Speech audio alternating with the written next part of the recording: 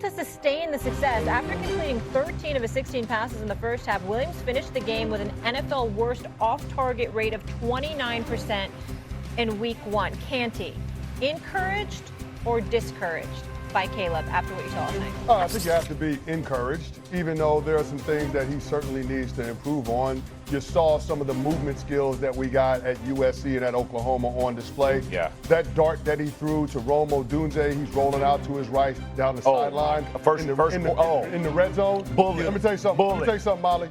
There's only a handful of quarterbacks that can make that throw. That's special. Right, Yes. the touchdown Yes. run, the ability to be able to manipulate the pocket early on. I thought he was great in that regard. He needs to be more consistent in terms of trusting what he sees, Stephen A. There are some wide open receivers that he missed down the field. There were some shots. I'm thinking of the skinny post to Romo Dunze in the second quarter. Yeah. You got to hit that throw. It's wide open. And Ben Johnson spoke to it in the post-game press conference, saying that there were some plays that they had dialed up where there should have been completions, and it just didn't happen for the offense. So that's the good. So there's a lot of positives to build on. Here's the bad, Molly.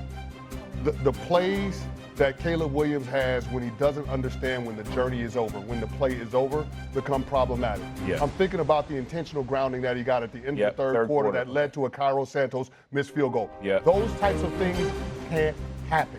Caleb Williams has got to be better in terms of trying to play within structure and hitting his back foot and getting the ball out on time. Well, we saw that when he was on script through the first 15 in the first quarter. When he got off script, things went off the rails. I'm going to go with encourage as the answer to this question. But I also want to show the word compassion, I think, is appropriate. This dude is in his second year. Played all 17 games last year. Last night he scored his first rushing touchdown of his career. Played all 17 games last year, opener last night. His second year in the league. This is his third head coach. And his fourth offensive coordinator. That's crazy. I mean, crazy. You know what I'm saying? We got to look at it from that standpoint, too. And then last but not least, here's what we got to take into consideration. I know he only completed after going 6 for 6 to start the game or whatever. He completed 11 to 25 passes, only 44% of his passes the rest of the way. That wasn't Brian Flores. That's right.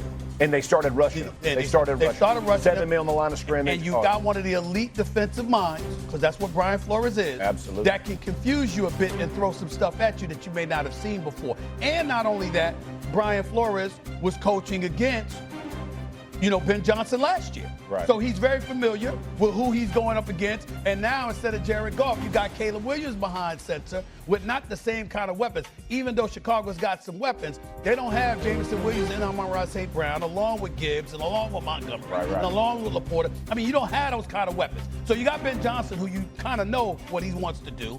And you got a squad in terms of personnel that's inferior to what he had to coach against before. Why are you making that face? Because it sounds like excuses, or are you buying it? No, I'm buying what Stephen A. is saying, but I wish he'd taken a step further, because he's going someplace that I think we need to talk about a little bit today. Which is? Nobody is talking about how Ben Johnson, sliding over from coordinator to head coach, had some growing pains last year. Nobody's talking about that now. Because Ben Johnson, we thought he had it all figured out in the first quarter when they were on script through the first 15. But what he didn't realize was Brian Flores was playing chess, not checkers. That's right. Okay? In the long game. Exactly. Because in the first quarter, guess what? Brian Flores only sent one blitz toward Caleb Williams on all those dropbacks. One blitz. In the remainder of the game, Brian Flores blitzed him 14 times. That's right. The blitz rate went from 29% to 44% from the first half to the second half, and Ben Johnson did not have a counterpunch to the adjustments that B-Flow made.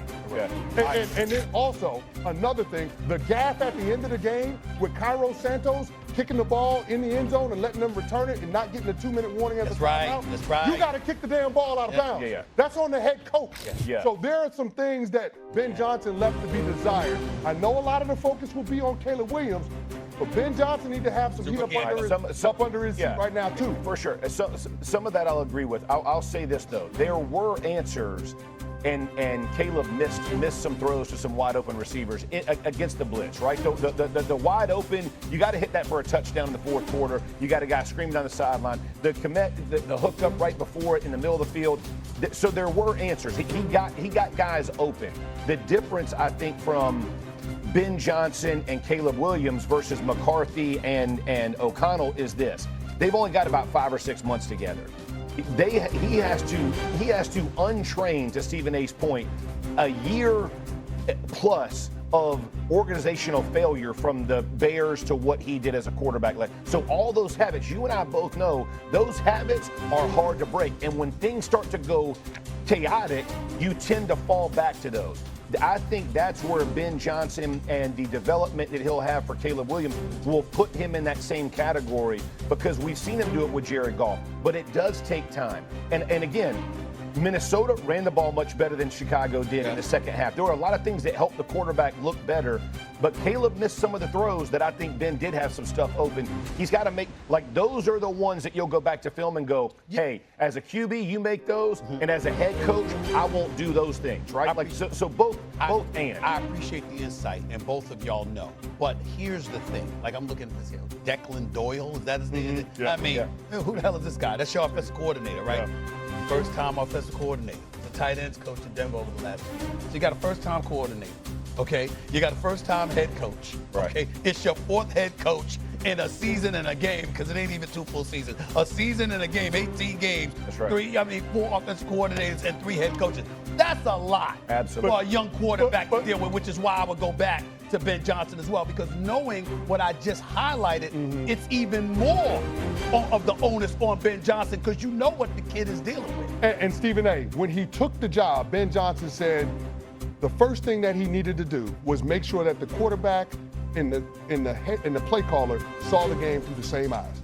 That's the first thing that he said. So when we start talking about Caleb, coordinator or the quarterback and the coordinator. No, the quarterback and the play caller. Got it. Right. The play caller see the game through the same eyes.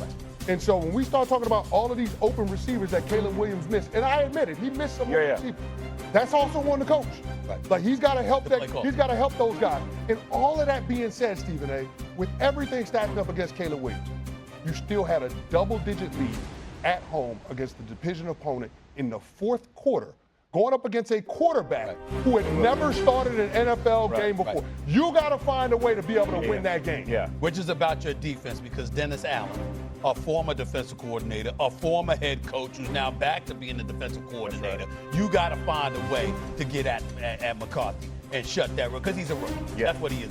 You got to find a way to shut him down and prevent him, especially with Jordan Addison not being out there. Yeah. You got to be able to pull that off. Caleb Williams, I will say this about him as well. After they were down, him taking it down and scoring was a big deal. Like, he responded as well. Again, he's not in charge of special teams, what happens afterwards, but he did give his team a chance, right? He scores. Now they're down by 3. You hold them. You get a chance to go tie the game, possibly win the game. Unfortunately, don't work out that way, but I like the response by Caleb Williams. Let's see how he responds week 2, Detroit Lions. That one's at 1 Eastern. Ben Johnson against his former team. It's going to be a lot of fun. I mean, if there's ever been a must-win for both teams. Yeah, exactly. Exactly. What it feels like. Exactly. What feels this like. is personal. Right, let's stay in the NFC. I got a quick take for you guys. The 49ers will be without star tight end George Kittle for a few weeks. He's dealing with a hamstring. They could also be without Brock Purdy this weekend against the Saints as the quarterback deals with a left shoulder and a toe injury. Stephen A., how concerned are you by this? Well, you got to be concerned, okay? Because Brandon Ayuk, ACL, MCL, he's not expected back. He's not starting out the season. He's been on the PUP list. Now you're hearing about Purdy and his shoulder and his toe. They're worried more about his toe than his shoulder. Right. So much so that they're questioning whether or not he's going to be available this Sunday. And, of course, your tight end spot, Kittles, is out.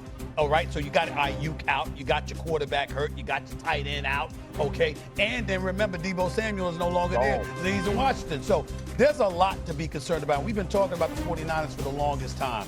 And they've been knocking on the door before they finally, missed out last year due to injuries. At some point in time, you got to look at them and wonder when that window is closed. That's right. We can rave about Kyle Shanahan all we want to, and he deserves it outside of his Super Bowl performances, which we know that leaves a lot to be desired. But outside of the actual Super Bowl performance in terms of his coaching, the man has been elite on every level leading up to the Super Bowl.